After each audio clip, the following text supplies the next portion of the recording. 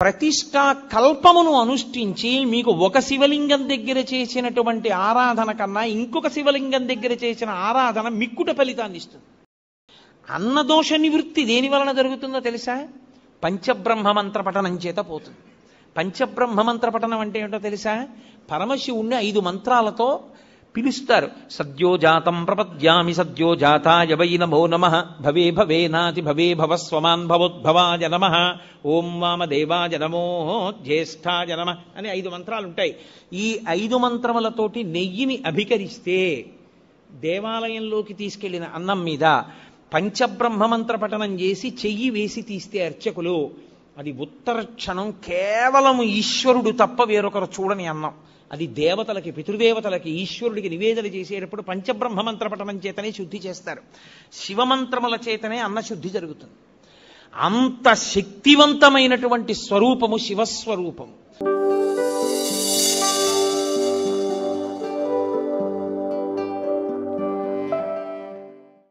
తిరోధానము అన్న మాటకు అర్థం ఏమిటో ఇప్పుడు నేను చెప్తాను చూడండి. తిరస్కరణీ విద్య అని ఒక విద్య. తిరస్కరణీ విద్య ఉందండి ఆయన దగ్గర, చాలా జాగ్రత్తగా ఉండండి అంటారు.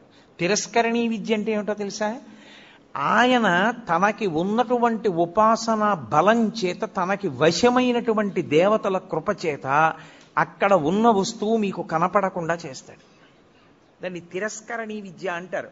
అప్పుడు ఏమవుతుందంటే ఆయన ఏ దేవతని పిలిచాడో ఆ దేవత మీకు కనపడకుండా చేస్తుంది ఆ వస్తువుని. చిన్న చిన్న దేవతల్ని పట్టుకుని ఉపాసన చేస్తారు. చేస్తే తిరస్కరణీ విద్య స్వాధీనం అయిపోతుంది. తిరస్కరణి ఎంత గొప్పదో అలాగే అవతల వారిని వశీకరణం చేస్తారు. వాళ్ళు ఎప్పుడూ ఇంకా వాళ్ళకే వశవర్తులైపోతారు. అలా వశీకరణ విద్య, ఇవన్నీ విద్యలు ఉంటాయి. ఇందులో తిరస్కరణీ విద్య అక్కడ ఉన్నది కనపడదు, కనపడకుండా చేస్తాడు. అక్కడది ఉన్నది కనపడకుండా చెయ్యడం తిరస్కరణీ విద్య అయితే, తిరస్కరణి ఎక్కడి నుంచి వచ్చిందో తెలుసా? తిరోధానము. తిరోధానము అంటే ఉన్నది కనపడకుండా లేనిది ఉన్నట్టు కనపడుతుంది. చూసారా, మాంత్రికుడు మాయ చేశాడండి అంటారు. అదే తిరస్కరణీ విద్య. తిరోధానము అంటే ఏది ఉన్నదో అది కనపడకుండా, ఏది లేదో అది ఉన్నట్టు కనపడుతుంది. సత్యము అసత్యముగా, అసత్యము సత్యముగా కనపడేటట్టు చేయగలిగిన ముఖమునకు తత్పురుష ముఖం అని పేరు. అది తిరస్కరణి. ఏది దాస్తోంది అది? అదే మాయా. శంకర భగవత్పాదుల యొక్క ప్రతిపాదన అక్కడుంది. అందుకని పీఠాధిపతులందరూ చంద్రమౌళీశ్వరారాధన చేస్తారు. వాళ్ళందరూ చంద్రమౌళీశ్వరారాధన ఎందుకు చేస్తారంటే వాళ్ళెవ్వరూ మాయకి కట్టబడకుండా జ్ఞానమునందు నిలబడడానికి శంకరాచార్యుల వారు పెట్టిన పద్ధతి. ఇప్పుడు తిరస్కరణి ఉన్నది ఆత్మ ఒక్కటే, పరమేశ్వరుడు ఒక్కడే ఉన్నాడు. ఒక్కడే అయిన పరమేశ్వరుడు కనపడకుండా విశ్వము కనపడుతూ ఉంటుంది. అబ్బో ఎంతమంది ఉన్నారో, ఎన్ని మొక్కలున్నాయో, ఎన్ని పువ్వులున్నాయో అంటాడు తప్ప ఉన్న విశ్వనాథుడు కనపడడు. విశ్వనాథుడు కనపడకుండా విశ్వం కనపడేటట్టు చేస్తాడు. అలా కనపడినంత కాలం మాయకి వశుడైపోయాడు గుర్తు. మాయకి వశుడైనంత కాలం మళ్ళీ పుడుతూ ఉంటాడు. మళ్ళీ పుట్టినవాడు మళ్ళీ చస్తూ ఉంటాడు. మళ్ళీ చచ్చినవాడు మళ్ళీ పుడుతూ ఉంటాడు. అంటే సృష్టి స్థితి లయ తిరోధాన, సృష్టి స్థితి లయ తిరోధాన, వీటిలో తిరుగుతాడు. 5వది అనుగ్రహం, మోక్షమూర్తి. అది దక్షిణామూర్తి దగ్గర ప్రారంభం అవుతుంది. ఆయన అనుగ్రహించాడా అసలు ఉన్న వస్తువు కనపడే అసత్యమైన వస్తువు కనపడకుండా పోతుంది. అసత్యమైన వస్తువు కనపడకుండా పోవడం అంటే మీకు యథార్థము ఎరుకలోకి వస్తుంది. ఒరే ఇది నేను కాదురా, ఇది నేను తొడుక్కున్నటువంటిది ఈ శరీరం. అసలు నేను లోపల ఉన్న అహంస్ఫురణ, లోపల ఉన్న ఆత్మ నేను, ఆ ఆత్మ సర్వవ్యాపకమై ఉన్నది. అందుకే అందరూ నేను నేను నేను అంటున్నారు. మా ఎక్కడి నుంచి వచ్చింది? అందులో ఉన్న నేను ఒకటే, ఇందులో ఉన్న నేను ఒకటే. నాకు ఆకలేస్తోంది నేను అన్నప్పుడు నేను బాధపడుతున్నాను అంటే నిజానికి అందులో ఉన్న నేను బాధేదో, ఇందులో ఉన్న నేను బాధ అదే. కానీ ఇందులో నేను అనేటప్పటికి అందులో నేను నేననదు, నువ్వు అంటుంది. ఇక్కడ నేనే అక్కడ నేనై ఉన్నా ఆ నేను ఈ నేను కలిపి ఒకటే అని అనుభవంలోకి వచ్చిందనుకోండి, తిరోధానం పోయిందని గుర్తు. నేను నువ్వు అందనుకోండి, తిరోధానమునందు ఉన్నాడని గుర్తు. అంటే ఈశ్వరుడు మాయ కమ్మిస్తున్నాడని గుర్తు. అంటే మళ్ళీ పుడతాడని గుర్తు. ఈశ్వరుడిది తీసేసి జ్ఞానం ఇచ్చేశాడు, అద్వైత భావన యందు నిలబడిపోతాడు. రెండవ వస్తువు లేదు, ఉన్నదొక్క పరమేశ్వరుడే. ఎరుకలోకి వచ్చేస్తుంది. ఆ ఎరుకలోకి వచ్చిందా మోక్షము. 5వ ముఖం మోక్షాన్ని ఇస్తుంది, ఊర్ధ్వముఖం. అందుకే శివలింగానికి మాత్రమే పృష్ఠభాగంలో కూర్చుని పూజ చెయ్యకూడదన్న నియమం లేదు. ఇప్పుడు మీరు రామాలయంలోకి వెళ్ళారనుకోండి, రామాలయంలో ఎదురుగుండా కూర్చుని పూజ చేస్తారు, అంటే పక్కకు కూర్చుని పూజ చేస్తారు. అంతేగాని రామాలయంలో వెనకాతల కూర్చుని పూజ చేస్తానండి అంటే అది శాస్త్రీయం కాదు, అలా చేయకూడదు. శివలింగానికి ముందు కూర్చోవచ్చు, పక్కన కూర్చోవచ్చు, వెనక్కి కూర్చోవచ్చు, పైన పొయ్యొచ్చు. ఎందుకని? అన్ని ముఖాలే, 5 వైపులా ముఖాలే. ఏ ముఖం నుంచి నీళ్లు జారినా మీకో ఫలితం ఉంటుంది. ఎటు నుంచి నీళ్లు జారనివ్వండి, అది మీకు వెంటనే ఒక ఫలితాన్ని ఇచ్చేస్తుంది. అందుకే పైన పోస్తారు, అన్ని ముఖాల నుంచి జారుతాయి. ఇప్పుడు శివాభిషేక తీర్థాన్ని తొక్కకూడదు. అది కాని తొక్కాడా ఉత్తర క్షణం పూర్వజన్మలలో చేసుకున్నటువంటి పుణ్యము నశించిపోతుంది. మరి ఎలా, ఎవరు చేస్తారు అభిషేకం? అందుకే ఒక్కరికి మాత్రమే అధికారం ఇచ్చి ఆయన్ని శివస్వరూపంగా గుర్తిస్తారు. గుర్తించి ఆయనకి దీక్ష ఇచ్చి ఎవరు ఆ ప్రత్యేకమైన దీక్ష యందు ఉంటాడో వాడికొక్కడికే అభిషేకం చేసేటటువంటి అధికారం ఉంటుంది. కొంతమంది గృహస్థులుగా ఉంటారు, దేవాలయాల్లో అర్చకత్వం చెయ్యరు, కానీ వారికి ప్రత్యేకమైన దీక్షలు ఉంటాయి. ఆ దీక్ష ఉన్నవాడు ఆలయంలోకి వెళ్ళి అభిషేకం చేయొచ్చు, ఏమీ దోషం ఉండదు. తప్ప అందరూ అభిషేకాన్ని శివాలయంలోకి వెళ్ళి చెయ్యకపోవడానికి కారణం అదే. నిజానికి మేం బ్రాహ్మణం అండి, అందుకని మేము లోపలికి వెళ్ళి అభిషేకం చేసుకుంటామని వెళ్లకుండా ఉండడమే మంచిది. అలా వెళ్ళకూడదు. శాస్త్రం.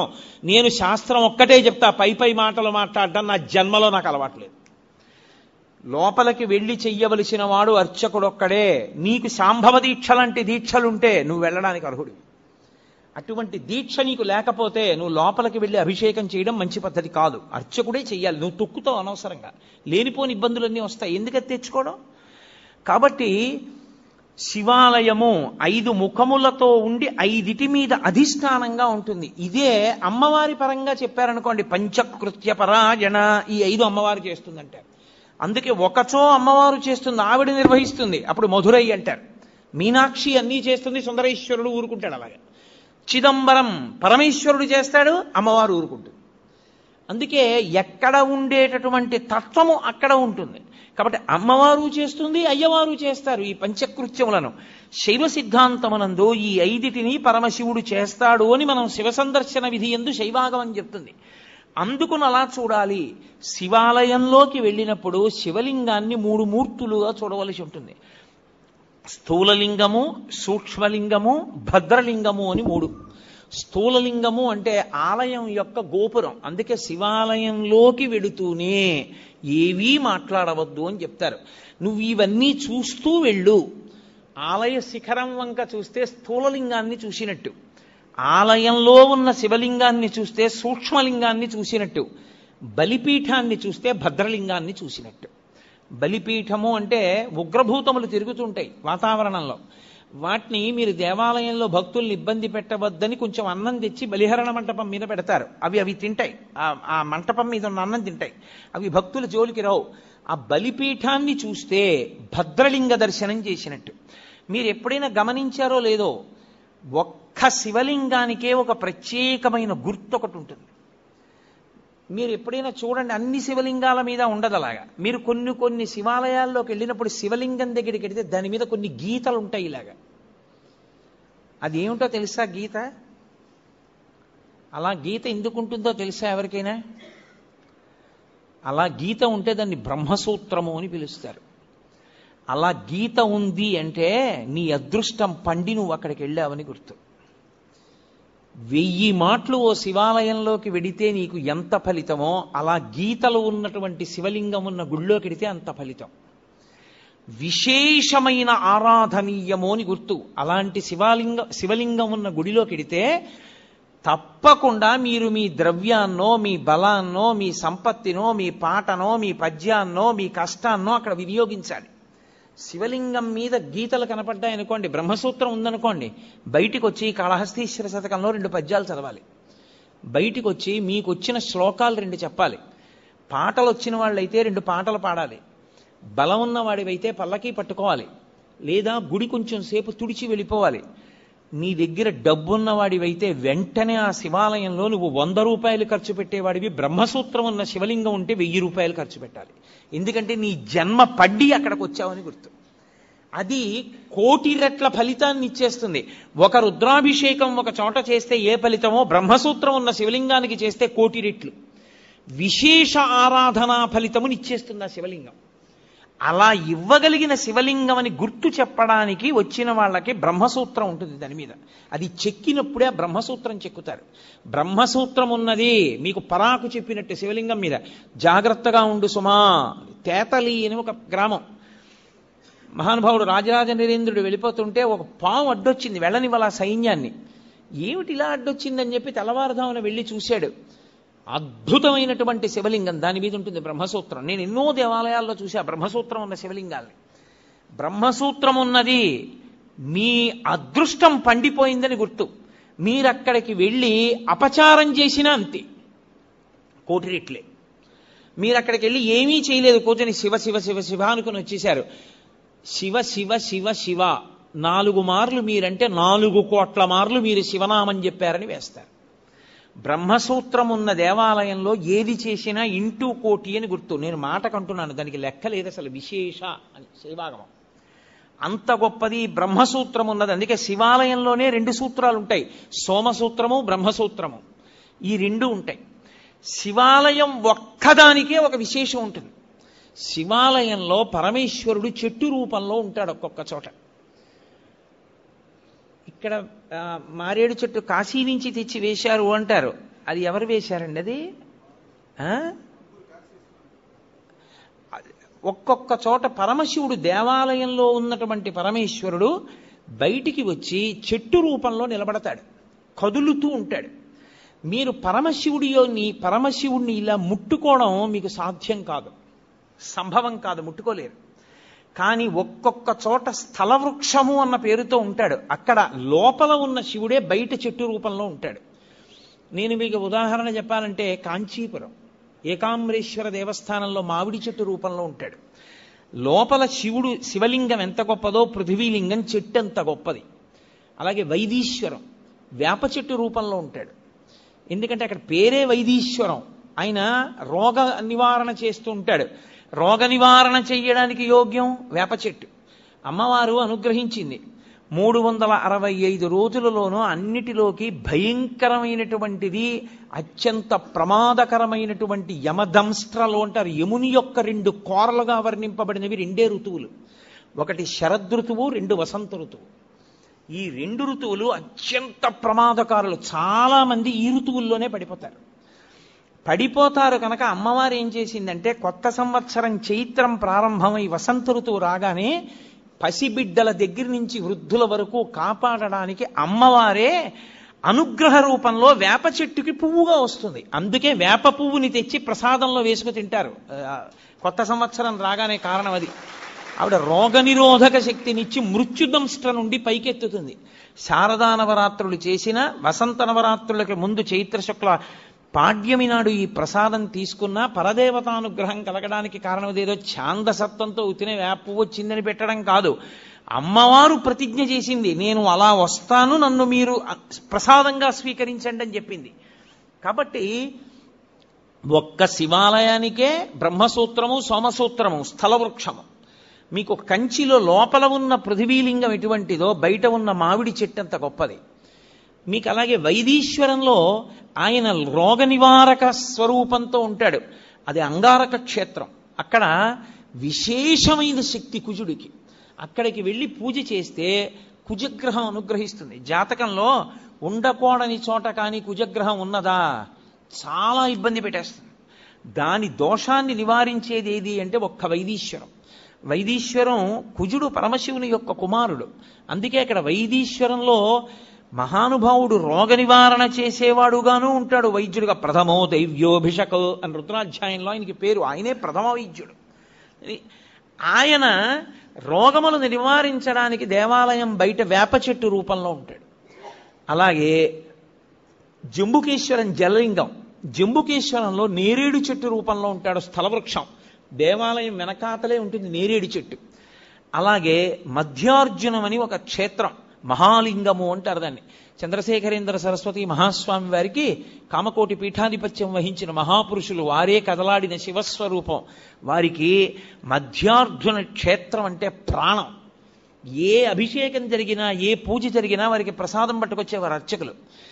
మధ్యార్జునం ఇప్పటికీ అక్కడ ఒక మాట చెప్తారు, మధ్యార్జున క్షేత్రంలో అభిషేకం చేస్తే శ్రీకాళహస్తి క్షేత్రంలో దక్షిణామూర్తి ఎదురుగుండా ఉంటుందో శివలింగం, మీకు 4 వైపులా గోడలుండి పైన ఆచ్ఛాదన ఉండదు, కప్పీరు, పైన కప్పు ఉంటుంది శివాలయాలకి. ఒక్క దక్షిణామూర్తి ఎదురుగుండా ఉన్నటువంటి శివలింగాన్ని మహామృత్యు దోష నివారక లింగము అంటారు, మృత్యుంజయ లింగము. దానికి ఆచ్ఛాదన ఉండదు. అంతటా క్షామం వచ్చేసి ఇంకా తినడానికి తిండి లేక పశువులు కూడా చచ్చిపోతే అప్పుడు ఏం చేస్తారంటే 4 గోడల మీద అర్చకులు నిలబడతారు. నిలబడి 4 గోడల మించి శివలింగానికి అభిషేకం చేసి కుంభం పోస్తారు, అన్నాభిషేకం చేసి వదిలిపెడతారు. అంటే మరనాడు తలుపులు తీస్తే కుంభవృష్టి కింద పడుతుంది వాన. ఒకసారి జరిగింది శ్రీకాళహస్తి వల్ల. శివలింగం దేశ సమస్యలకి కూడా పరిష్కారమై ఉంటుంది. అందుకని మహాలింగము మధ్యార్జునం. ఆ క్షేత్రం పేరు అర్జున క్షేత్రం. అర్జునం అంటే తెల్లమద్ది, తెల్లమద్ది చెట్టు రూపంలో ఉంటాడు పరమశివుడు. అసలు నమో వృక్షేభ్యో హరికేశేభ్యో అని ఆయన యొక్క రూపము తెల్లమద్ది చెట్టుగా ఉంటుంది. మీరు ఎప్పుడైనా తెల్లమద్ది చెట్టు చూశారో లేదో నాకు తెలియదు. తెల్లమద్ది చెట్టు చూస్తే తెల్లటి వ్యక్తి ఎలా ఉంటాడో అలాగే ఉంటుంది. మేము మధ్యార్జునం వెళ్ళినప్పుడు తలుపులు వేసేశారు, మహానైవేద్యం టైం అయిపోతోంది. మా శంకర్ గారు అన్నగారు మల్లన్న గారు మహానుభావుడు, ఏ పనైనా సాధించగలడు. ఆయన మొత్తానికి అర్చకుల్ని పట్టి తలుపులు తెరిపిస్తే వెళ్ళి ఆ మధ్యార్జునంలో ఆ అర్జున వృక్షాన్ని ముట్టుకుని వచ్చాం కదండి. ఆ దేవాలయం ఒక్క దేవాలయానికే శివాలయాల్లో ఒక నియమం, ఏ ద్వారంలోంచి మీరు లోపలికి వెళ్ళారో అందులోంచి బయటికి రాకూడదు, వేరు ద్వారంలోంచి బయటికి వెళ్ళాలి. పాపాలన్నీ బయట నించుంటాయి, ఎక్కడ పట్టుకుంటాయోనని, మళ్ళీ వస్తాడని. ఇంకో ద్వారంలోంచి వెడితే పాపం అక్కడతో పోతుంది. మధ్యార్జునం అంత గొప్పది. మధ్యార్జునం గొప్పతనం ఎక్కడుందో తెలుసా? శైవాగమం ఎలా చెప్పిందో ఆ ఆలయానికి ఉపాలయాలుగా అన్ని ఆలయాలు అలా వెలిసాయి. ఒక శివాలయానికి ఈశాన్యంలో ఏదో నటరాజస్వామి ఉండాలి, లేకపోతే కాలభైరవుడు ఉండాలి, పశ్చిమాన సుబ్రహ్మణ్యుడు ఉండాలి, నైరుతి విఘ్నేశ్వరుడు ఉండాలి, అలాగే ఉత్తరాన చండీశ్వరుడు ఉండాలి. ఎలా శైవాగమం చెప్పిందో మధ్యార్జున క్షేత్రానికి అన్ని దిక్కులా అలా వచ్చాయి దేవాలయాలు. అందుకని అసలు దాని చుట్టూ ఉన్న దేవాలయాలు ఉపాలయాలై ఈ లింగం మహాలింగం అయింది. అందుకని దానికి ఆ లింగాన్ని అన్ని శివాలయాల్లో ఉన్న శివలింగానికి మహాలింగం అంటారు. కానీ ప్రత్యేకించి మధ్యార్జున క్షేత్రంలో ఉన్న శివలింగానికి ఒక్కదానికే ఒక ప్రత్యేకమైన పేరు, మహాలింగం అనే పిలుస్తారు. దాన్ని ఎంత ప్రీతో చెప్పలేను పరమాచార్య స్వామి వారికి. అక్కడే ఉండే ఏమి నంది, మీరు ఇలా తలెత్తి చూడాలి, అలా ఉంటాడు నందీశ్వరుడు. నందీశ్వరుడు కేవలము శివుణ్ణి చూస్తాడని మీరు అనుకుంటున్నారేమో, తప్పు. నందీశ్వరుని యందు ఒక ప్రత్యేక లక్షణం ఉంది. ఆయన విశేషానుగ్రహాన్ని మీకు ఇస్తాడు. ఏమిటో తెలుసా? మీకు ఏదో పట్టి పీడిస్తోంది, దోషం తెలియట్లేదు, ఇందువల్ల ఇలా అవుతోందండి అంటే ఏ పర్వాలేదు అవుతుంది కానండి, ఏం పర్వాలేదండి అంటుంటారు. దోషం పట్టుకోలేరు. అది ఎందుకు వస్తుందో తెలుసా? ఎక్కడో మహాత్ముల మనసు కష్టపెట్టడమో, లేకపోతే ఏదో చెయ్యకూడని దోషం ఏదో చేశారు, అది జాతకంలోకి దొరకదు, పీడిస్తూ ఉంటుంది. మీకు దొరకని దోషం పోవాలి అంటే ఒక్క నంది అభిషేకానికే పోతుంది. అది ఎప్పుడో తెలుసా? ఎప్పుడు పడితే అప్పుడు చేయడానికి వీల్లేదు. త్రయోదశి నాటి సాయంకాలం శివాలయంలో శివలింగానికి పొద్దున్న అభిషేకం అయిపోతుంది కాబట్టి అలంకారం చేసేసి రుద్రాధ్యాయంతో నందీశ్వరుడికి అభిషేకం చేస్తారు. అభిషేకం చేసి నంది మూర్తినంతటినీ కడిగి అలంకారం చేసి చందనం బొట్టి బొట్టు పెట్టి నందీశ్వరుడికి శివలింగానికి ఏకకాలంలో హారతిత్తితే సమస్త దోషములు ఉపశాంతి పొందుతాయి. ఒక్క త్రయోదశి నాడే. ఇక ఇంకొక రోజు లేదు దానికి. దోష నివారణార్థం చేసేటటువంటి అభిషేకం నందీశ్వరుడికి ఉంది ప్రదోష వేళలో.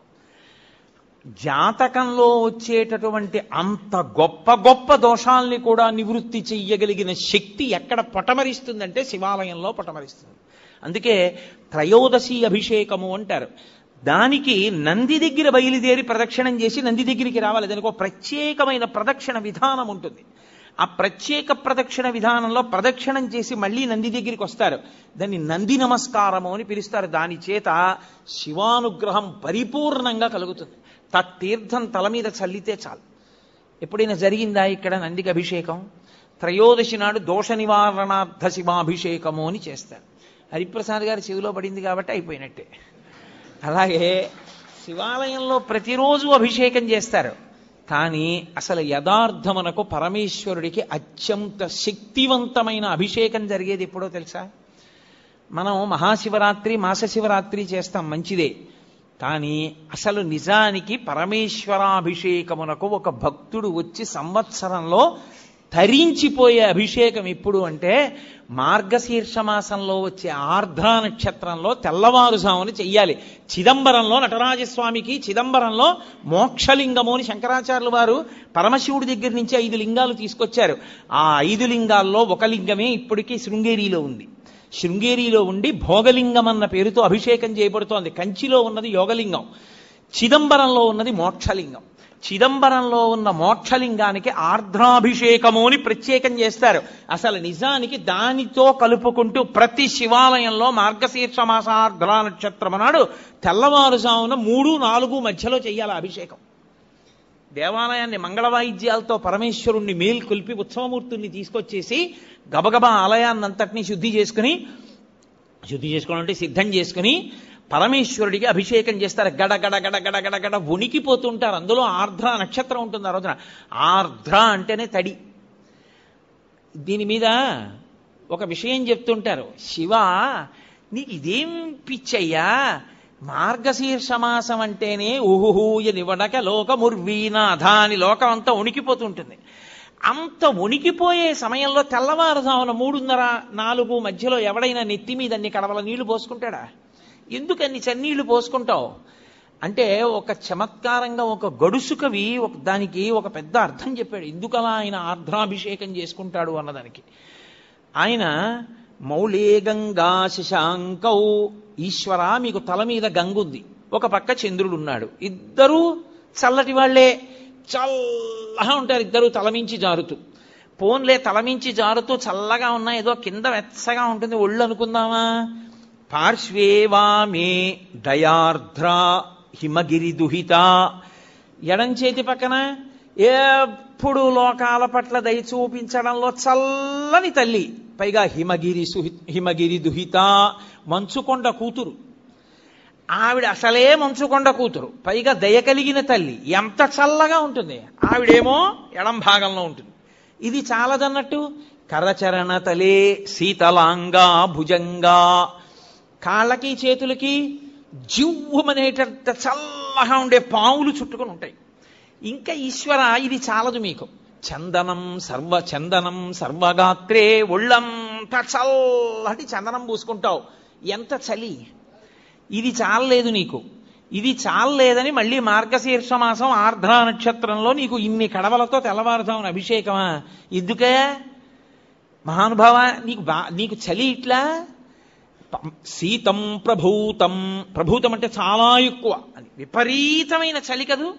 మరి కనక సభానాథ, ఓ చిదంబరేశ్వరుడా, ఓ శివ, సోఢుంక శక్తి ఎలా భరిస్తావు అంటే చిత్తే నిర్వేదతత్వే. అర్థమైందయా? ఎప్పుడు కోరికలతో ఏడుస్తూ అలమటించిపోతూ ఎప్పుడు దుఃఖంతో ఉండి వేడిగా ఉండే నా హృదయంలో ఉన్న నీకు ఇంత చల్లటివన్నీ పెట్టినా తాపం పోవట్లేదన్నాడు. అందుకని శివా నీకు ఆర్ద్రాభిషేకం అన్నారు. సమస్త తాపోపశాంతి దేని వలన కలుగుతుందంటే ఆర్ద్రాభిషేకము చేత కలుగుతుంది. శివాలయం ఉండడం ఒకెత్తు, శివాలయాన్ని వాడుకోవడం ఒకెత్తు. శివాలయం ఉండడంతో సరిపోదు, మీకు శివాలయాన్ని వాడుకోవడం రావాలి. అలా వాడుకోవడం వస్తే అదృష్టవంతులు. శివాలయంలోకి వెడుతున్నప్పుడు చెప్పులతో దాటి లోపలికి కాని వెళ్ళాడా? అలా వెళ్ళినటువంటి ఎన్ని మార్లు శివాలయంలోకి చెప్పులతో వెళ్ళాడో లెక్క పెట్టి అన్ని మాటలు వచ్చే జన్మలలో అన్ని జన్మలు 2 కాళ్ళు చచ్చుపడిపోయిన వాడిగా పుట్టేటట్టుగా చేస్తారు.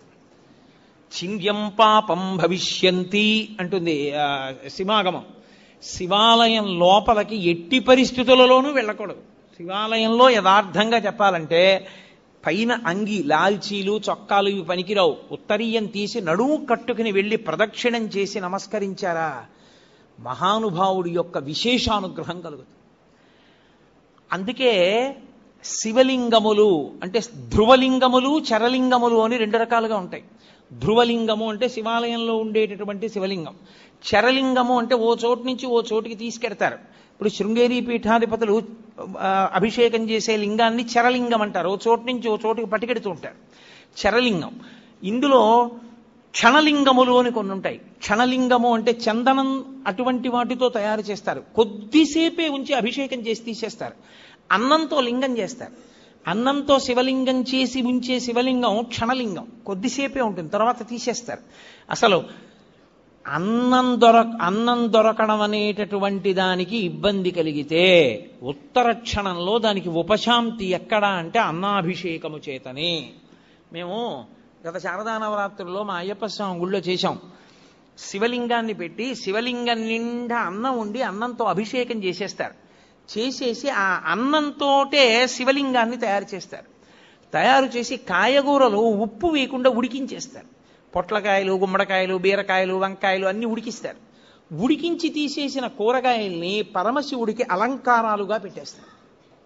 పెట్టేసి ఆ శివలింగానికి పూజ చేసి శివలింగం మీద ఉన్నటువంటిది తీసి ఓ పళ్ళెంలో పెట్టుకుని మేళతాళాలతో వెళ్ళి నీళ్లలో కలిపేస్తారు. సమస్త జలచరములు తింటాయి, సమస్త భూతములు బాగుండాలి. తర్వాత ఆ మిగిలిపోయినటువంటి శివలింగం, ఆ అన్నం, ఆ కూరలు తీసుకెళ్ళి ఏ పులుసు అన్నం కిందో వండేస్తారు. వండేసి అందరికీ ప్రసాదంగా ఇస్తారు.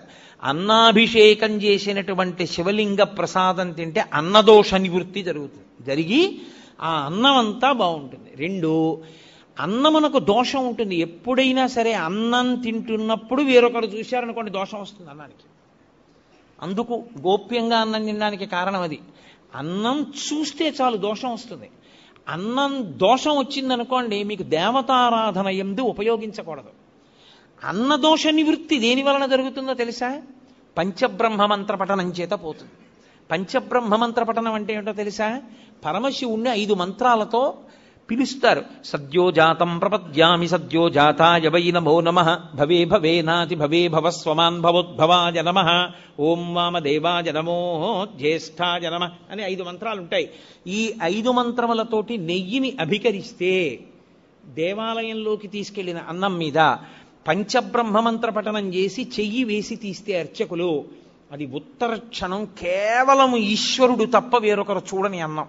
అది దేవతలకి, పితృదేవతలకి, ఈశ్వరుడికి నివేదన చేసేటప్పుడు పంచబ్రహ్మ మంత్ర పఠనం చేతనే శుద్ధి చేస్తారు.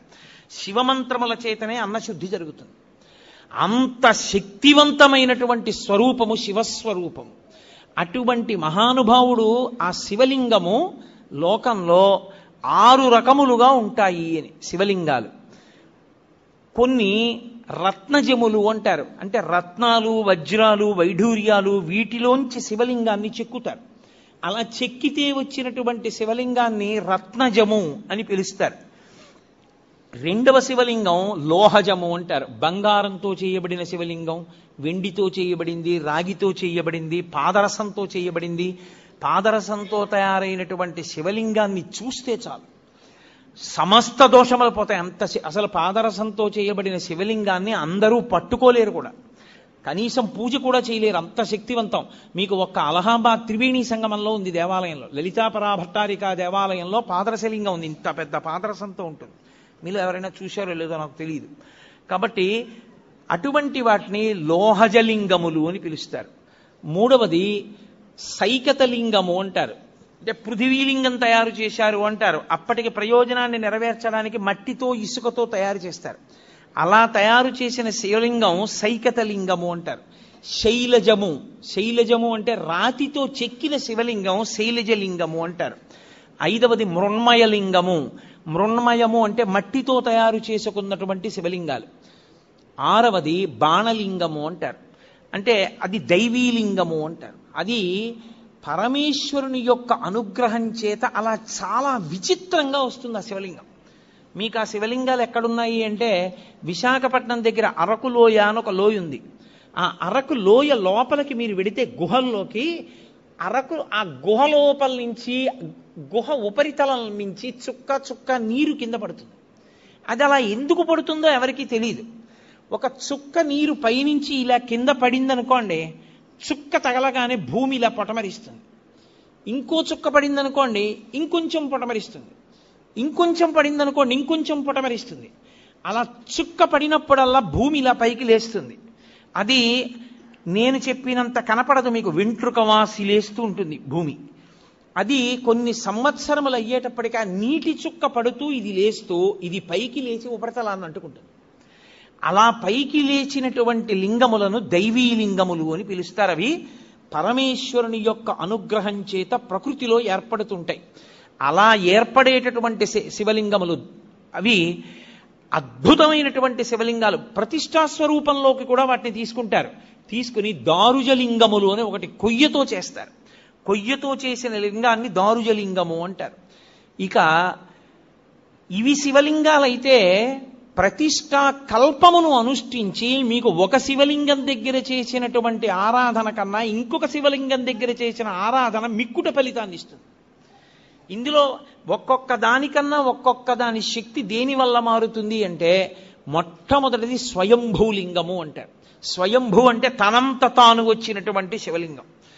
కంచిలో ఏకాంబరేశ్వరుడు, లేదా అరుణాచలంలో అగ్నిలింగం, కాశీలో విశ్వనాథలింగం, ఇలాంటి శివాలయాల్లో శ్రీశైలంలో మల్లికార్జునలింగం, ఇవన్నీ స్వయంభూ శివలింగాలు. తిరోధానము అన్న మాటకు అర్థం ఏమిటో ఇప్పుడు నేను చెప్తాను చూడండి. తిరస్కరణీ విద్య అని ఒక విద్య. తిరస్కరణీ విద్య ఉందండి ఆయన దగ్గర, చాలా జాగ్రత్తగా ఉండండి అంటారు. తిరస్కరణీ విద్య అంటే ఏమిటో తెలుసా? ఆయన తనకి ఉన్నటువంటి ఉపాసన బలం చేత, తనకి వశమైనటువంటి దేవతల కృప చేత అక్కడ ఉన్న వస్తువు మీకు కనపడకుండా చేస్తాడు. దాన్ని తిరస్కరణీ విద్య అంటారు. అప్పుడు ఏమవుతుందంటే, ఆయన ఏ దేవతని పిలిచాడో ఆ దేవత మీకు కనపడకుండా చేస్తుంది ఆ వస్తువుని. చిన్న చిన్న దేవతల్ని పట్టుకుంటారు, పట్టుకుని ఉపాసన చేస్తారు. చేస్తే తిరస్కరణీ విద్య స్వాధీనం అయిపోతుంది. తిరస్కరణి ఎంత గొప్పదో అలాగే అవతల వారిని వశీకరణం చేస్తారు. వాళ్ళు ఎప్పుడూ ఇంకా వాళ్ళకే వశవర్తులైపోతారు. అలా వశీకరణ విద్య, ఇవన్నీ విద్యలు ఉంటాయి. ఇందులో తిరస్కరణీ విద్య అక్కడ ఉన్నది కనపడదు, కనపడకుండా చేస్తాడు. అక్కడది ఉన్నది కనపడకుండా చెయ్యడం తిరస్కరణీ విద్య అయితే, తిరస్కరణి ఎక్కడి నుంచి వచ్చిందో తెలుసా? తిరోధానము. తిరోధానము అంటే ఉన్నది కనపడకుండా లేనిది ఉన్నట్టు కనపడుతుంది. చూసారా, మాంత్రికుడు మాయ చేశాడండి అంటారు. అదే తిరస్కరణీ విద్య. తిరోధానము అంటే ఏది ఉన్నదో అది కనపడకుండా, ఏది లేదో అది ఉన్నట్టు కనపడుతుంది.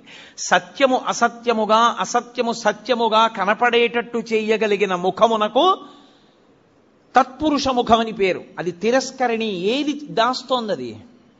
అదే మాయా. శంకర భగవత్పాదుల యొక్క ప్రతిపాదన అక్కడుంది. అందుకని పీఠాధిపతులందరూ చంద్రమౌళీశ్వరారాధన చేస్తారు. వాళ్ళందరూ చంద్రమౌళీశ్వరారాధన ఎందుకు చేస్తారంటే, వాళ్ళెవ్వరూ మాయకి కట్టబడకుండా జ్ఞానమునందు నిలబడడానికి శంకరాచార్యుల వారు పెట్టిన పద్ధతి. ఇప్పుడు తిరస్కరణి ఉన్నది ఆత్మ ఒక్కటే, పరమేశ్వరుడు ఒక్కడే ఉన్నాడు. ఒక్కడే అయిన పరమేశ్వరుడు కనపడకుండా విశ్వము కనపడుతూ ఉంటుంది. అబ్బో ఎంతమంది ఉన్నారో, ఎన్ని మొక్కలు ఉన్నాయో, ఎన్ని పువ్వులు ఉన్నాయో అంటాడు తప్ప ఉన్న విశ్వనాథుడు కనపడడు. విశ్వనాథుడు కనపడకుండా విశ్వం కనపడేటట్టు చేస్తాడు. అలా కనపడినంత కాలం మాయకి వశుడైపోయాడు గుర్తు. మాయకి వశుడైనంత కాలం మళ్ళీ పుడుతూ ఉంటాడు. మళ్ళీ పుట్టినవాడు మళ్ళీ చస్తూ ఉంటాడు, మళ్ళీ చచ్చినవాడు మళ్ళీ పుడుతూ ఉంటాడు. అంటే సృష్టి స్థితి లయ తిరోధాన, సృష్టి స్థితి లయ తిరోధాన, వీటిలో తిరుగుతాడు. ఐదవది అనుగ్రహం, మోక్షమూర్తి. అది దక్షిణామూర్తి దగ్గర ప్రారంభం అవుతుంది. ఆయన అనుగ్రహించాడా, అసలు ఉన్న వస్తువు కనపడే అసత్యమైన వస్తువు కనపడకుండా పోతుంది. అసత్యమైన వస్తువు కనపడకుండా పోవడం అంటే మీకు యథార్థము ఎరుకలోకి వస్తుంది. ఎవరే ఇది నేను కాదురా, ఇది నేను తొడుక్కున్నటువంటిది ఈ శరీరం.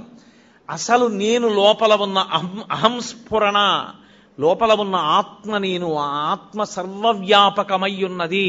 అందుకే అందరూ నేను నేను నేను అంటున్నారు. మా ఎక్కడి నుంచి వచ్చింది? అందులో ఉన్న నేను ఒకటే, ఇందులో ఉన్న నేను ఒకటే. నాకు ఆకలేస్తోంది నేను అన్నప్పుడు నేను బాధపడుతున్నాను అంటే నిజానికి అందులో ఉన్న నేను బాధేదో, ఇందులో ఉన్న నేను బాధ అదే. కానీ ఇందులో నేను అనేటప్పటికి అందులో నేనుని నేననదు, నువ్వు అంటుంది. ఇక్కడ నేనే అక్కడ నేనై ఉన్నా ఆ నేను ఈ నేను కలిపి ఒకటే అని అనుభవంలోకి వచ్చిందనుకోండి, తిరోధానం పోయిందని గుర్తు. నేను నువ్వు అందనుకోండి, తిరోధానమునందు ఉన్నాడని గుర్తు. అంటే ఈశ్వరుడు మాయ కమ్మిస్తున్నాడని గుర్తు, అంటే మళ్ళీ పుడతాడని గుర్తు. ఈశ్వరుడిది తీసేసి జ్ఞానం ఇచ్చేశాడు, అద్వైత భావన యందు నిలబడిపోతాడు. రెండవ వస్తువు లేదు, ఉన్నదొక్క పరమేశ్వరుడే. ఎరుకలోకి వచ్చేస్తుంది. ఆ ఎరుకలోకి వచ్చిందా మోక్షము. 5వ ముఖం మోక్షాన్ని ఇస్తుంది, ఊర్ధ్వముఖం. అందుకే శివలింగానికి మాత్రమే పృష్ఠభాగంలో కూర్చుని పూజ చెయ్యకూడదన్న నియమం లేదు. ఇప్పుడు మీరు రామాలయంలోకి వెళ్ళారనుకోండి, రామాలయంలో ఎదురుగుండా కూర్చుని పూజ చేస్తారు, అంటే పక్కకు కూర్చుని పూజ చేస్తారు. అంతేగాని రామాలయంలో వెనకాతల కూర్చుని పూజ చేస్తానండి అంటే అది శాస్త్రీయం కాదు, అలా చేయకూడదు. శివలింగానికి ముందు కూర్చోవచ్చు, పక్కన కూర్చోవచ్చు, వెనక్కి కూర్చోవచ్చు, పైన పొయ్యొచ్చు. ఎందుకని? అన్ని ముఖాలే, 5 వైపులా ముఖాలే. ఏ ముఖం నుంచి నీళ్లు జారినా మీకో ఫలితం ఉంటుంది. ఎటు నుంచి నీళ్లు జారనివ్వండి, అది మీకు వెంటనే ఒక ఫలితాన్ని ఇచ్చేస్తుంది. అందుకే పైన పోస్తారు, అన్ని ముఖాల నుంచి జారుతాయి. ఇప్పుడు శివాభిషేక తీర్థాన్ని తొక్కకూడదు. అది కాని తొక్కాడా ఉత్తరక్షణం పూర్వజన్మలలో చేసుకున్నటువంటి పుణ్యము నశించిపోతుంది. మరి ఎలా, ఎవరు చేస్తారు అభిషేకం? అందుకే ఒక్కరికి మాత్రమే అధికారం ఇచ్చి ఆయన్ని శివస్వరూపంగా గుర్తిస్తారు. గుర్తించి ఆయనకి దీక్ష ఇచ్చి ఎవరు ఆ ప్రత్యేకమైన దీక్ష యందు ఉంటాడో వాడికొక్కడికే అభిషేకం చేసేటటువంటి అధికారం ఉంటుంది. కొంతమంది గృహస్థులుగా ఉంటారు, దేవాలయాల్లో అర్చకత్వం చెయ్యరు, కానీ వారికి ప్రత్యేకమైన దీక్షలు ఉంటాయి. ఆ దీక్ష ఉన్నవాడు ఆలయంలోకి వెళ్ళి అభిషేకం చేయొచ్చు, ఏమీ దోషం ఉండదు. తప్ప అందరూ అభిషేకాన్ని శివాలయంలోకి వెళ్ళి చెయ్యకపోవడానికి కారణం అదే. నిజానికి మేం బ్రాహ్మణం అండి, అందుకని మేము లోపలికి వెళ్ళి అభిషేకం చేసుకుంటామని వెళ్లకుండా ఉండడమే మంచిది. అలా వెళ్ళకూడదు. శాస్త్రం శాస్త్రం. నేను శాస్త్రం ఒక్కటే చెప్తా, పై మాటలు మాట్లాడడం నా జన్మలో నాకు అలవాట్లేదు. లోపలికి వెళ్ళి చెయ్యవలసిన వాడు అర్చకుడొక్కడే. నీకు శాంభవ దీక్ష లాంటి దీక్షలుంటే నువ్వు వెళ్ళడానికి అర్హుడివి. అటువంటి దీక్ష నీకు లేకపోతే నువ్వు లోపలికి వెళ్ళి అభిషేకం చేయడం మంచి పద్ధతి కాదు. అర్చకుడే చెయ్యాలి. నువ్వు తొక్కుతావు అనవసరంగా, లేనిపోని ఇబ్బందులన్నీ వస్తాయి. ఎందుకని తెచ్చుకోవడం? కాబట్టి శివాలయము 5 ముఖములతో ఉండి 5 మీద అధిష్టానంగా ఉంటుంది. ఇదే అమ్మవారి పరంగా చెప్పారనుకోండి, పంచకృత్య పరాయణ, ఈ 5 అమ్మవారు చేస్తుందంటారు. అందుకే ఒకచో అమ్మవారు చేస్తుంది, ఆవిడ నిర్వహిస్తుంది, అప్పుడు మధురై అంటారు. మీనాక్షి అన్నీ చేస్తుంది, సుందరేశ్వరుడు ఊరుకుంటాడు. అలాగే చిదంబరం పరమేశ్వరుడు చేస్తాడు, అమ్మవారు ఊరుకుంటుంది. అందుకే ఎక్కడ ఉండేటటువంటి తత్వము అక్కడ ఉంటుంది. కాబట్టి అమ్మవారు చేస్తుంది, అయ్యవారు చేస్తారు ఈ పంచకృత్యములను. శైవ సిద్ధాంతమునందు ఈ 5 పరమశివుడు చేస్తాడు అని మనం శివ సందర్శన విధి యందు శైవాగమని చెప్తుంది. అందుకుని అలా చూడాలి. శివాలయంలోకి వెళ్ళినప్పుడు శివలింగాన్ని 3 మూర్తులుగా చూడవలసి ఉంటుంది.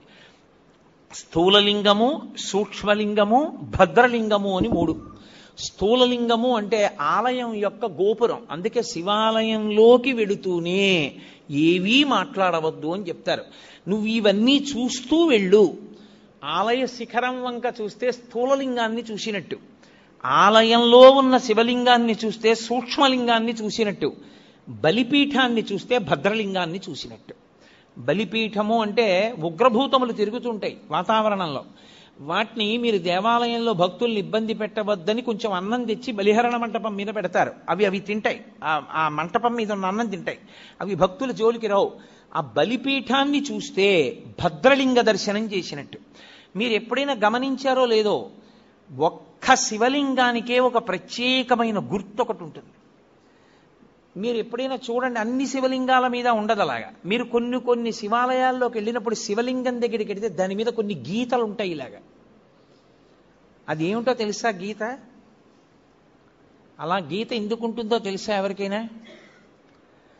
అలా గీత ఉంటే దాన్ని బ్రహ్మసూత్రము అని పిలుస్తారు. అలా గీత ఉంది అంటే నీ అదృష్టం పండి నువ్వు అక్కడికి వెళ్ళావని గుర్తు. 1000 మాటలు ఓ శివాలయంలోకి వెడితే నీకు ఎంత ఫలితమో, అలా గీతలు ఉన్నటువంటి శివలింగం ఉన్న గుళ్ళోకి వెడితే అంత ఫలితం. విశేషమైన ఆరాధనీయమో అని గుర్తు. అలాంటి శివలింగం ఉన్న గుడిలోకి వెడితే తప్పకుండా మీరు మీ ద్రవ్యాన్నో, మీ బలాన్నో, మీ సంపత్తినో, మీ పాటనో, మీ పద్యాన్నో, మీ కష్టాన్నో అక్కడ వినియోగించాలి. శివలింగం మీద గీతలు కనపడ్డాయనుకోండి, బ్రహ్మసూత్రం ఉందనుకోండి, బయటికి వచ్చి కాళహస్తీశ్వర శతకంలో 2 పద్యాలు చదవాలి. బయటికి వచ్చి మీకు వచ్చిన శ్లోకాలు 2 చెప్పాలి. పాటలు వచ్చిన వాళ్ళైతే 2 పాటలు పాడాలి. బలం ఉన్నవాడివైతే పల్లకి పట్టుకోవాలి, లేదా గుడి కొంచెం సేపు తుడిచి వెళ్ళిపోవాలి. నీ దగ్గర డబ్బున్నవాడివైతే వెంటనే ఆ శివాలయంలో నువ్వు 100 రూపాయలు ఖర్చు పెట్టేవాడివి, బ్రహ్మసూత్రం ఉన్న శివలింగం ఉంటే 1000 రూపాయలు ఖర్చు పెట్టాలి. ఎందుకంటే నీ జన్మ పడ్డి అక్కడికి వచ్చావని గుర్తు. అది 1,000,000 రెట్ల ఫలితాన్ని ఇచ్చేస్తుంది. ఒక రుద్రాభిషేకం ఒక చోట చేస్తే ఏ ఫలితమో బ్రహ్మసూత్రం ఉన్న శివలింగానికి చేస్తే 1,000,000 రెట్లు విశేష ఆరాధనా ఫలితముని ఇచ్చేస్తుంది ఆ శివలింగం. అలా ఇవ్వగలిగిన శివలింగం అని గుర్తు చెప్పడానికి వచ్చిన వాళ్ళకి బ్రహ్మసూత్రం ఉంటుంది దాని మీద. అది చెక్కినప్పుడే ఆ బ్రహ్మసూత్రం చెక్కుతారు. బ్రహ్మసూత్రం ఉన్నది మీకు పరాకు చెప్పినట్టు శివలింగం మీద. జాగ్రత్తగా ఉండు సుమా. తేతలి అని ఒక గ్రామం. మహానుభావుడు రాజరాజ నరేంద్రుడు వెళ్ళిపోతుంటే ఒక పాము అడ్డొచ్చింది, వెళ్ళనివ్వాల సైన్యాన్ని. ఏమిటి ఇలా అడ్డొచ్చిందని చెప్పి తెల్లవారుదామున వెళ్ళి చూశాడు. అద్భుతమైనటువంటి శివలింగం, దాని మీద ఉంటుంది బ్రహ్మసూత్రం. నేను ఎన్నో దేవాలయాల్లో చూసా బ్రహ్మసూత్రం ఉన్న శివలింగాల్ని. బ్రహ్మసూత్రం ఉన్నది మీ అదృష్టం పండిపోయిందని గుర్తు. మీరక్కడికి వెళ్ళి అపచారం చేసినా అంతే, 1,000,000 రెట్లే. మీరు అక్కడికి వెళ్ళి ఏమీ చేయలేదు, కూర్చొని శివ శివ శివ శివ అనుకుని వచ్చేశారు. శివ శివ శివ శివ 4 మార్లు మీరంటే 4 కోట్ల మార్లు మీరు శివనామం చెప్పారని వేస్తారు.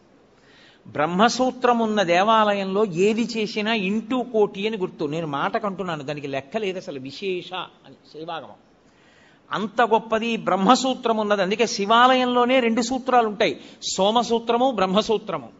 ఈ 2 ఉంటాయి. శివాలయం ఒక్కదానికే ఒక విశేషం ఉంటుంది. శివాలయంలో పరమేశ్వరుడు చెట్టు రూపంలో ఉంటాడు ఒక్కొక్క చోట. ఇక్కడ మారేడు చెట్టు కాశీ నుంచి తెచ్చి వేశారు అంటారు. అది ఎవరు వేశారండి? అది ఒక్కొక్క చోట పరమశివుడు దేవాలయంలో ఉన్నటువంటి పరమేశ్వరుడు బయటికి వచ్చి చెట్టు రూపంలో నిలబడతాడు, కదులుతూ ఉంటాడు. మీరు పరమశివుడిని ఇలా ముట్టుకోవడం మీకు సాధ్యం కాదు, సంభవం కాదు, ముట్టుకోలేరు. కానీ ఒక్కొక్క చోట స్థల వృక్షము అన్న పేరుతో ఉంటాడు. అక్కడ లోపల ఉన్న శివుడే బయట చెట్టు రూపంలో ఉంటాడు. నేను మీకు ఉదాహరణ చెప్పాలంటే కాంచీపురం ఏకాంబరేశ్వర దేవస్థానంలో మామిడి చెట్టు రూపంలో ఉంటాడు. లోపల శివలింగం ఎంత గొప్పదో పృథివీలింగం చెట్టు అంత గొప్పది. అలాగే వైదీశ్వరం వేప చెట్టు రూపంలో ఉంటాడు. ఎందుకంటే అక్కడ పేరే వైదీశ్వరం. ఆయన రోగ నివారణ చేస్తూ ఉంటాడు. రోగ నివారణ చెయ్యడానికి యోగ్యం వేప చెట్టు. అమ్మవారు అనుగ్రహించింది. 365 రోజులలోనూ అన్నిటిలోకి భయంకరమైనటువంటిది, అత్యంత ప్రమాదకరమైనటువంటి యమదంస్ట్రలు అంటారు. యముని యొక్క 2 కోరలుగా వర్ణింపబడినవి 2 ఋతువులు. ఒకటి శరదృతువు, 2 వసంత ఋతువు. ఈ 2 ఋతువులు అత్యంత ప్రమాదకారులు. చాలా మంది ఈ ఋతువుల్లోనే పడిపోతారు కనుక అమ్మవారు ఏం చేసిందంటే, కొత్త సంవత్సరం చైత్రం ప్రారంభమై వసంత ఋతువు రాగానే పసిబిడ్డల దగ్గర నుంచి వృద్ధుల వరకు కాపాడడానికి అమ్మవారే అనుగ్రహ రూపంలో వేప చెట్టుకి పువ్వుగా వస్తుంది. అందుకే వేప పువ్వుని తెచ్చి ప్రసాదంలో వేసుకు తింటారు కొత్త సంవత్సరం రాగానే. కారణం అది. ఆవిడ రోగనిరోధక శక్తినిచ్చి మృత్యుదంష్ట నుండి పైకెత్తుతుంది. శారదా నవరాత్రులు చేసిన వసంత నవరాత్రులకి ముందు చైత్ర శుక్ల పాడ్యమి నాడు ఈ ప్రసాదం తీసుకున్నా పరదేవతానుగ్రహం కలగడానికి కారణం ఏదో ఛాందసత్వంతో ఉతినే వేప పువ్వు వచ్చిందని పెట్టడం కాదు. అమ్మవారు ప్రతిజ్ఞ చేసింది, నేను అలా వస్తాను, నన్ను మీరు ప్రసాదంగా స్వీకరించండి అని చెప్పింది. కాబట్టి ఒక్క శివాలయానికే బ్రహ్మసూత్రము, సోమసూత్రము, స్థలవృక్షము. మీకు కంచిలో లోపల ఉన్న పృథివీలింగం ఎటువంటిదో బయట ఉన్న మామిడి చెట్టు అంత గొప్పది. మీకు అలాగే వైదీశ్వరంలో ఆయన రోగ నివారక స్వరూపంతో ఉంటాడు. అది అంగారక క్షేత్రం. అక్కడ విశేషమైన శక్తి కుజుడికి. అక్కడికి వెళ్ళి పూజ చేస్తే కుజగ్రహం అనుగ్రహిస్తుంది. జాతకంలో ఉండకూడని చోట కానీ కుజగ్రహం ఉన్నదా చాలా ఇబ్బంది పెట్టేస్తుంది. దాని దోషాన్ని నివారించేది ఏది అంటే ఒక్క వైదీశ్వరం.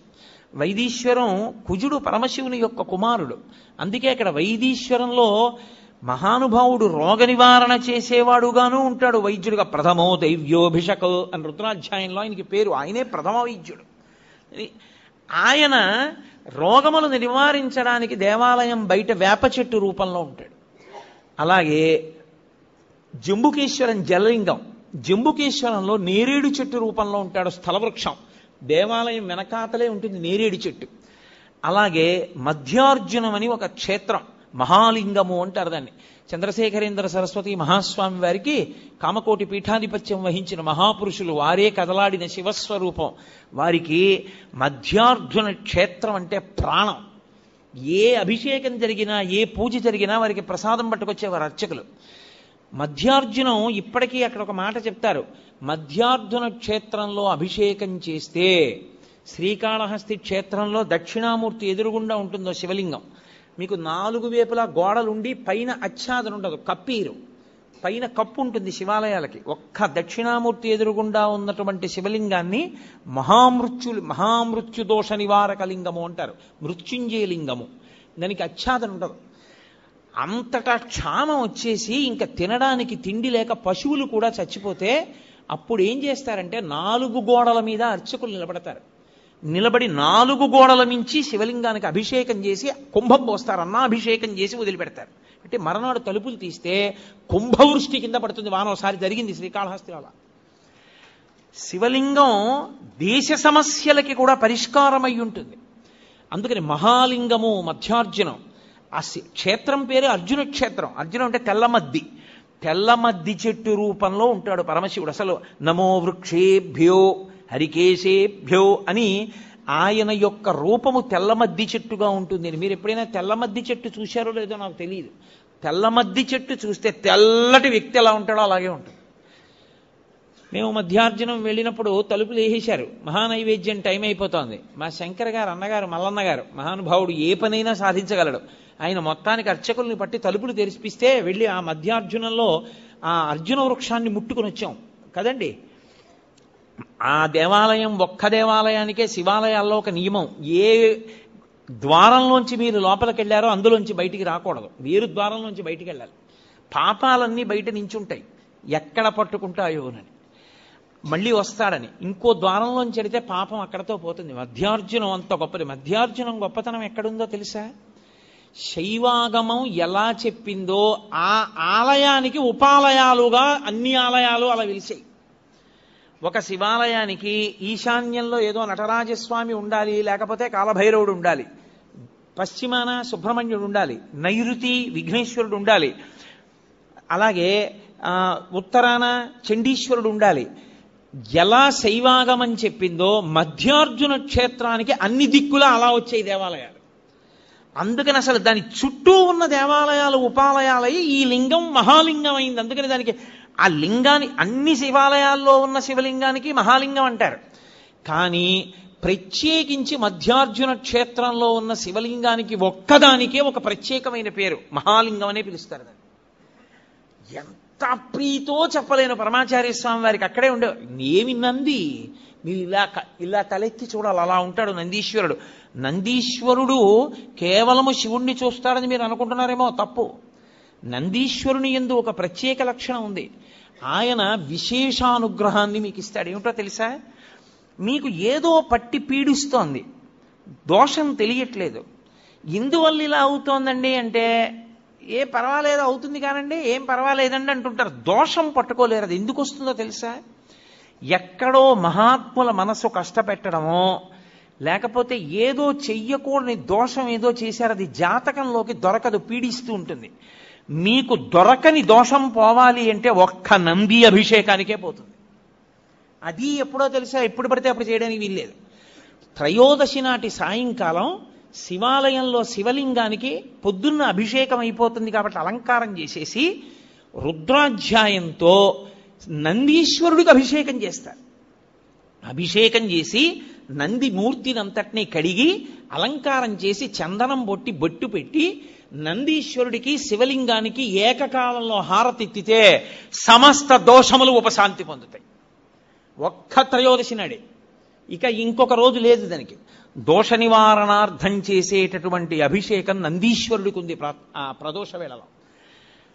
జాతకంలో వచ్చేటటువంటి అంత గొప్ప గొప్ప దోషాల్ని కూడా నివృత్తి చెయ్యగలిగిన శక్తి ఎక్కడ పటమరిస్తుందంటే శివాలయంలో పటమరిస్తుంది.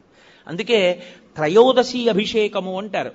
దానికి నంది దగ్గర బయలుదేరి ప్రదక్షిణం చేసి నంది దగ్గరికి రావాలి. దానికి ఒక ప్రత్యేకమైన ప్రదక్షిణ విధానం ఉంటుంది. ఆ ప్రత్యేక ప్రదక్షిణ విధానంలో ప్రదక్షిణం చేసి మళ్ళీ నంది దగ్గరికి వస్తారు. దాన్ని నంది నమస్కారము అని పిలుస్తారు. దాని చేత శివానుగ్రహం పరిపూర్ణంగా కలుగుతుంది. తత్తీర్థం తల మీద చల్లితే చాలు. ఎప్పుడైనా జరిగిందా ఇక్కడ నందికి అభిషేకం? త్రయోదశి నాడు దోష నివారణార్థ శివాభిషేకము అని చేస్తారు. హరిప్రసాద్ గారి చెవిలో పడింది కాబట్టి అయిపోయినట్టే. అలాగే శివాలయంలో ప్రతిరోజు అభిషేకం చేస్తారు. కానీ అసలు యథార్థమునకు పరమేశ్వరుడికి అత్యంత శక్తివంతమైన అభిషేకం జరిగేది ఎప్పుడో తెలుసా? మనం మహాశివరాత్రి మాస శివరాత్రి చేస్తాం, మంచిదే.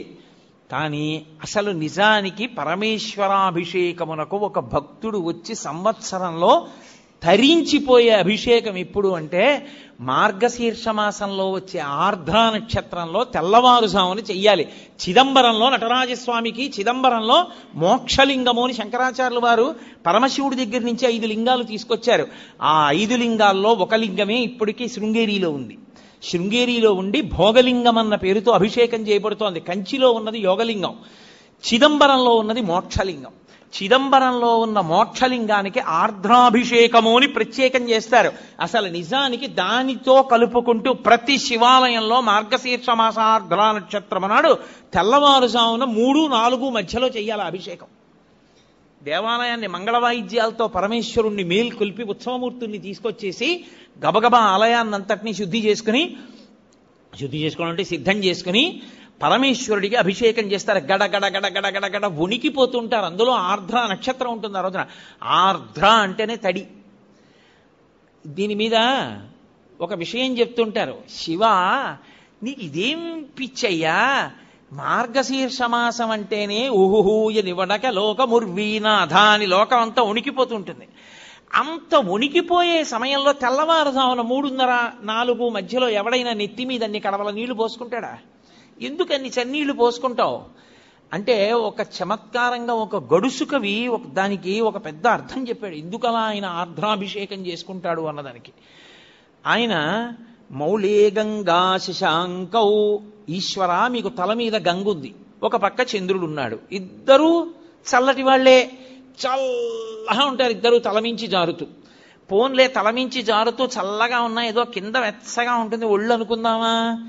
పార్శ్వేవామే దయార్ద్ర హిమగిరి దుహిత, ఎడం చేతి పక్కన ఎప్పుడు లోకాల పట్ల దయ చూపించడంలో చల్లని తల్లి, పైగా హిమగిరి దుహిత మంచుకొండ కూతురు. ఆవిడ అసలే మంచుకొండ కూతురు, పైగా దయ కలిగిన తల్లి. ఎంత చల్లగా ఉంటుంది. ఆవిడేమో ఎడం భాగంలో ఉంటుంది.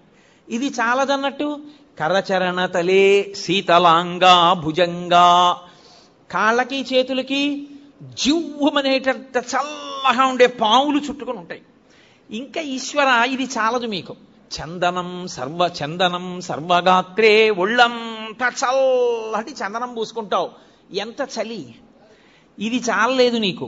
ఇది చాలలేదని మళ్ళీ మార్గశీర్ష మాసం ఆర్ద్ర నక్షత్రంలో నీకు ఇన్ని కడవలతో తెల్లవారుజామున అభిషేకమా? ఎందుకే మహానుభావ, నీకు చలి ఇట్లా. శీతం ప్రభూతం అంటే చాలా ఎక్కువ అని, విపరీతమైన చలి కదూ.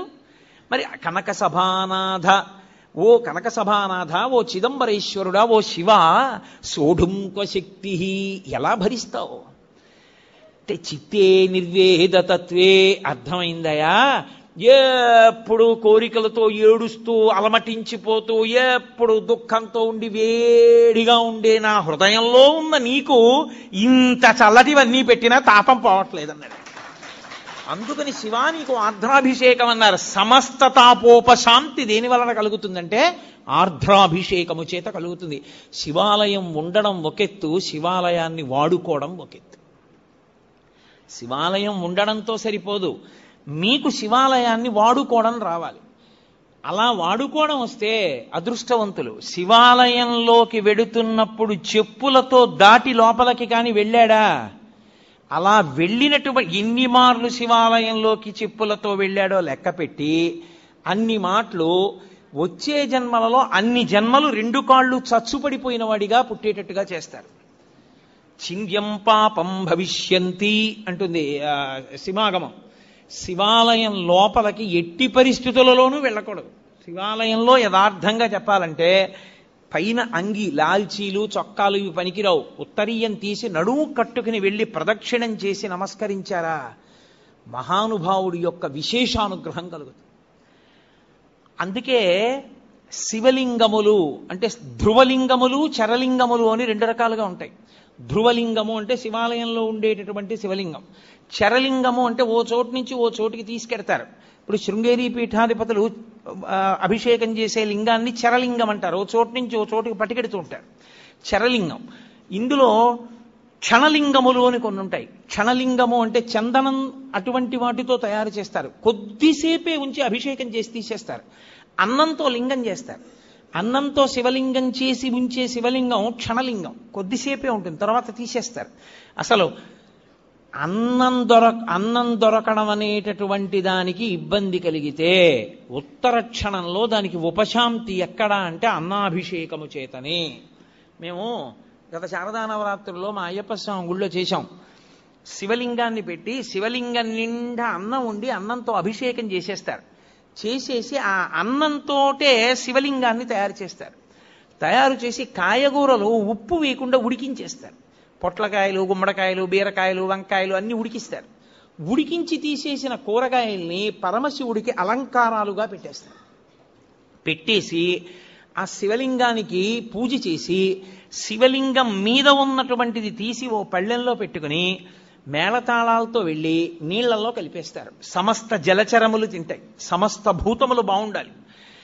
తర్వాత ఆ మిగిలిపోయినటువంటి శివలింగం, ఆ అన్నం, ఆ కూరలు తీసుకెళ్ళి ఏ పులుసు అన్నం కింద వండేస్తారు. వండేసి అందరికీ ప్రసాదంగా ఇస్తారు.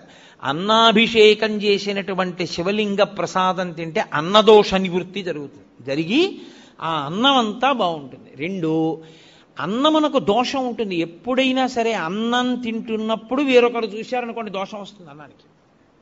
అందుకు గోప్యంగా అన్నం తినడానికి కారణం అది. అన్నం చూస్తే చాలు దోషం వస్తుంది. అన్నం దోషం వచ్చిందనుకోండి మీకు దేవతారాధన యందు ఉపయోగించకూడదు. అన్నదోష నివృత్తి దేని వలన జరుగుతుందో తెలుసా? పంచబ్రహ్మ మంత్ర పఠనం చేత పోతుంది. పంచబ్రహ్మ మంత్ర పఠనం అంటే ఏంటో తెలుసా?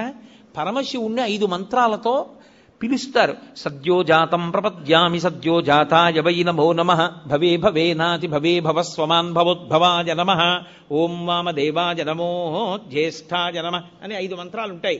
ఈ 5 మంత్రములతోటి నెయ్యిని అభికరిస్తే దేవాలయంలోకి తీసుకెళ్లిన అన్నం మీద పంచబ్రహ్మ మంత్ర పఠనం చేసి చెయ్యి వేసి తీస్తే అర్చకులు, అది ఉత్తర క్షణం కేవలం ఈశ్వరుడు తప్ప వేరొకరు చూడని అన్నం. అది దేవతలకి, పితృదేవతలకి, ఈశ్వరుడికి నివేదన చేసేటప్పుడు పంచబ్రహ్మ మంత్ర పఠనం చేతనే శుద్ధి చేస్తారు. శివమంత్రముల చేతనే అన్నశుద్ధి జరుగుతుంది. అంత శక్తివంతమైనటువంటి స్వరూపము శివస్వరూపము. అటువంటి మహానుభావుడు ఆ శివలింగము లోకంలో 6 రకములుగా ఉంటాయి అని. శివలింగాలు కొన్ని రత్నజములు అంటారు, అంటే రత్నాలు, వజ్రాలు, వైఢూర్యాలు వీటిలోంచి శివలింగాన్ని చెక్కుతారు.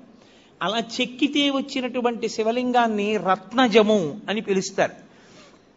రెండవ శివలింగం లోహజము అంటారు. బంగారంతో చేయబడిన శివలింగం, వెండితో చేయబడింది, రాగితో చేయబడింది, పాదరసంతో చేయబడింది. పాదరసంతో తయారైనటువంటి శివలింగాన్ని చూస్తే చాలు సమస్త దోషములు పోతాయి. అసలు పాదరసంతో చేయబడిన శివలింగాన్ని అందరూ పట్టుకోలేరు కూడా, కనీసం పూజ కూడా చేయలేరు, అంత శక్తివంతం. మీకు ఒక్క అలహాబాద్ త్రివేణి సంగమంలో ఉంది దేవాలయంలో, లలితాపరా భట్టారికా దేవాలయంలో పాదరసలింగం ఉంది. ఇంత పెద్ద పాదరసంతో ఉంటుంది. మీరు ఎవరైనా చూశారో లేదో నాకు తెలియదు. కాబట్టి అటువంటి వాటిని లోహజలింగములు అని పిలుస్తారు. మూడవది సైకతలింగము అంటారు. అంటే పృథివీలింగం తయారు చేశారు అంటారు. అప్పటికి ప్రయోజనాన్ని నెరవేర్చడానికి మట్టితో ఇసుకతో తయారు చేస్తారు. అలా తయారు చేసిన శివలింగం సైకతలింగము అంటారు. శైలజము, శైలజము అంటే రాతితో చెక్కిన శివలింగం శైలజలింగము అంటారు. 5వది మృణ్మయలింగము. మృణ్మయము అంటే మట్టితో తయారు చేసుకున్నటువంటి శివలింగాలు. 6వది బాణలింగము అంటారు, అంటే అది దైవీలింగము అంటారు. అది పరమేశ్వరుని యొక్క అనుగ్రహం చేత అలా చాలా విచిత్రంగా వస్తుంది ఆ శివలింగం. మీకు ఆ శివలింగాలు ఎక్కడున్నాయి అంటే విశాఖపట్నం దగ్గర అరకు లోయ అని ఒక లోయ ఉంది.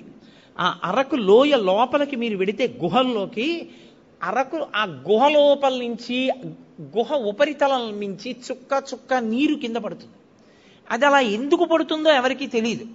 ఒక చుక్క నీరు పైనుంచి ఇలా కింద పడిందనుకోండి, చుక్క తగలగానే భూమి ఇలా పొటమరిస్తుంది. ఇంకో చుక్క పడిందనుకోండి, ఇంకొంచెం పొటమరిస్తుంది. ఇంకొంచెం పడిందనుకోండి, ఇంకొంచెం పొటమరిస్తుంది. అలా చుక్క పడినప్పుడల్లా భూమి ఇలా పైకి లేస్తుంది.